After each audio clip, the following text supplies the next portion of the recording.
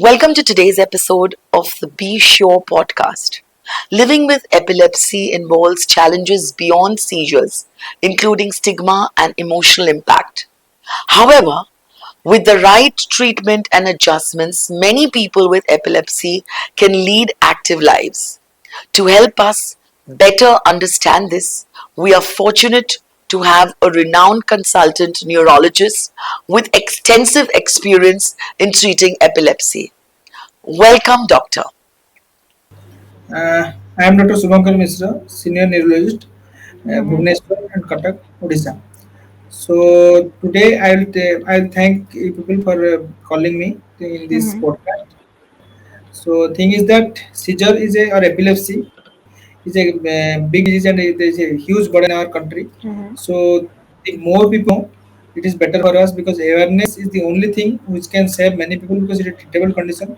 And we'll talk and we'll go through this podcast about say epilepsy, seizure, how to treatment, and how to prevent the episodes. So all these things. So let's start. Let's start with the basics. What exactly is a seizure and how does it affect the brain? Seizure means that which seizes. Seizes means which captures. So our brain is full of neurons which gives our electrical signals. Whatever we do, whatever we think, whatever everything about us, it's about electrical signals which comes Mhm. from brain. Seizure is excessive electrical signal. One part of brain is seizing, or Yeah. it is giving more electrical signal than the other part, which is not natural, which is more than the natural frequency or natural amplitude. That is the seizure. So the thing which seizes the brain is called seizure. What is epilepsy? Epilepsy, normally seizure is a symptom. Mhm. What it suggests, whatever I told. But epilepsy is a syndrome or conglomeration of symptoms. So in our ILA or our epilepsy society, they have defined the epilepsy. If two seizures occur within more than 24 hours apart, that is called epilepsy. Or multiple seizures, someone having, it is called Yeah. epilepsy. Not which cannot be defined by other conditions or some syndromes which causes repeated seizures and causes developmental regression. All those things compile into a term called epilepsy, which is a seizure but a special type of seizure which occurs multiple times. That is the thing. What are the different types of seizures and do they affect people differently? Yes, for if we tell broadly, seizures are two types. We can tell it's focal seizure or general seizure. General seizure means it involves whole brain, but focal means it involves some part of brain. So, Yeah. in a broader perspective, these are the two types of seizures. So, the focal or generalized. Focal is Oh, called partial, general is also. I see. Now, can you explain what causes epilepsy? Is there always a known cause? Yes, a thing is that the term epilepsy have multifaceted causes. Some epilepsy are idiopathic, which the cause which we cannot know, or now we don't have any measures to know the cause. But without that, but some diseases can cause epilepsy like Alzheimer's disease, brain tumor, in children focal cortical dysplasia, or some developmental dysplasia of brain, then stroke, then any trauma which have caused a deep the scar or something in the brain. So these things are causes epilepsy. But without any cause, we can get epilepsy. It's more than half of the total disease burden. Well, that's really helpful to understand. Well, what are some of the signs or symptoms of epilepsy that caregivers should look out for? See, every time when we tell seizure or fits or epilepsy, many people think that it's a tightness of body, then there will be tremors like that. But Mhm. so there are many types of symptoms which causes seizure or which we can tell the person having seizure. Yeah. Some people have just upward rolling of eye, just they are looking upward and then doing nothing. Or some people have sometimes they'll forget everything. Some children and they have absence attack, like that they stop being themselves for 1 to 3 seconds, 5 to 7 seconds, like that. Some people have big seizure, like they have they will have the generalized tightness of body. Then some people will have convulsions. Some people just fall. Some people have jerk-like movements. So there are multifaceted symptoms and multiple type symptoms. Um, but mostly when we see seizure, we search for a specific symptoms like tonic movement or absence of the behaviors, etc. So there are many symptoms, but commonly generalized movement, abnormal movement, tightness, or diversion to one side. So these things are there. Now let's talk about something that many people with epilepsy face: stigma. Can you tell us why epilepsy is often misunderstood? The thing is that if someone doesn't have a knowledge what is happening, then they will think that these are the some supernatural thing is there. Some might think someone is having curse. People are not aware about diseases. People are aware about common disease like common cold, diarrhea, etc. But they don't know there are some diseases which have different type of presentation, different type of manifestation.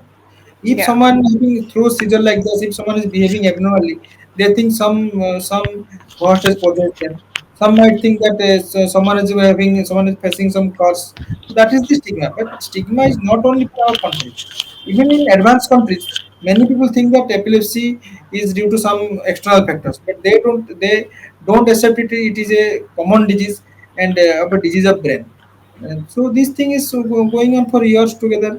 Now, after some years, we are getting some people they accept the fact, but still, even in advanced society, there are gross stigma of epilepsy, and they don't accept the fact that this is a disease and they are disease. They still think that this is any supernatural phenomenon, cause, many type of different abnormal things. How does this stigma affect people with epilepsy? Stigma affects so much that as a doctor as doctors we become sometimes depressed seeing that type of stigma. Suppose a girl married which is someone is having seizure or epilepsy marriage, they will never the in-laws will never accept that it's a disease. They will think that this guy, the candidate, this girl is having some issue. They have stopped it. She is having some psychological issue, psychiatric issue. They will think many things. If someone is having epilepsy, they will not get easily some works. And if you are having children who are having epilepsy, then many times we have seen school dropouts and all those things.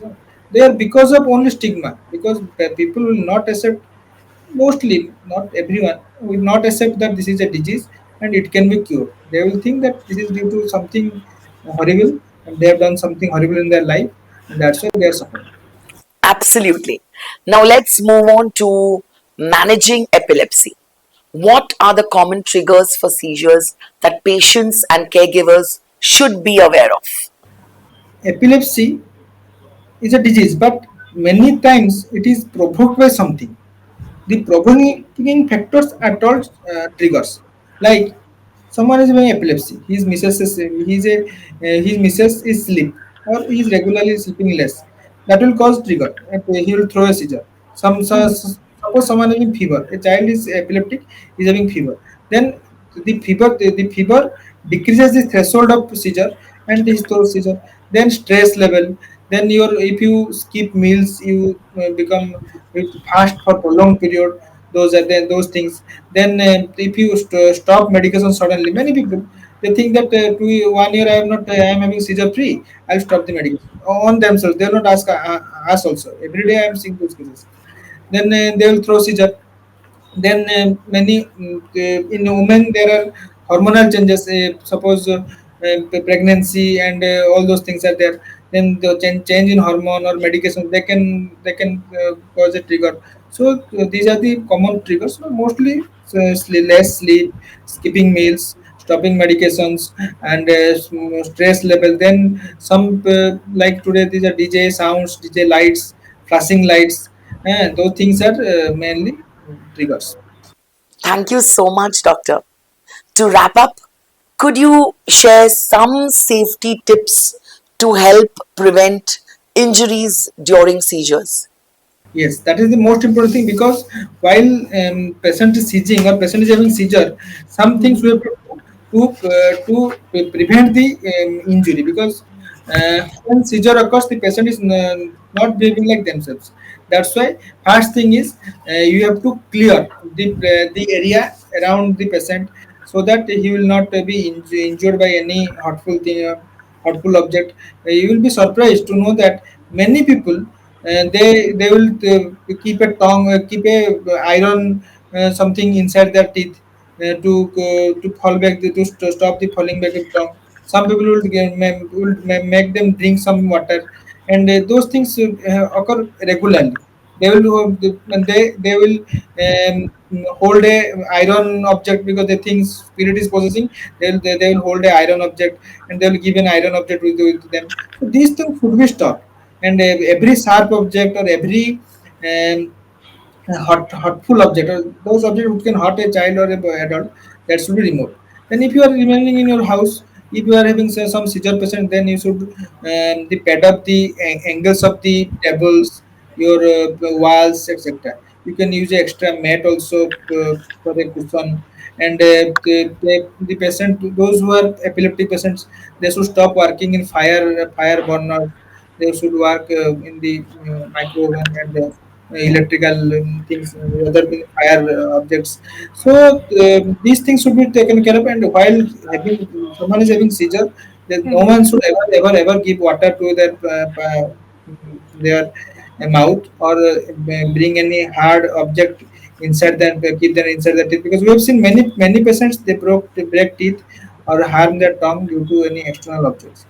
So these things should be taken care of. And if when someone is having seizure, there is high chance within 50 seconds to 60 seconds to 2 to 3 minutes, 1 to 2 minutes, the seizure will subside. It's not so common that the patient will go into status. So only keeping this patient to left lateral position or making them lateral position, then it will work. Only do one thing.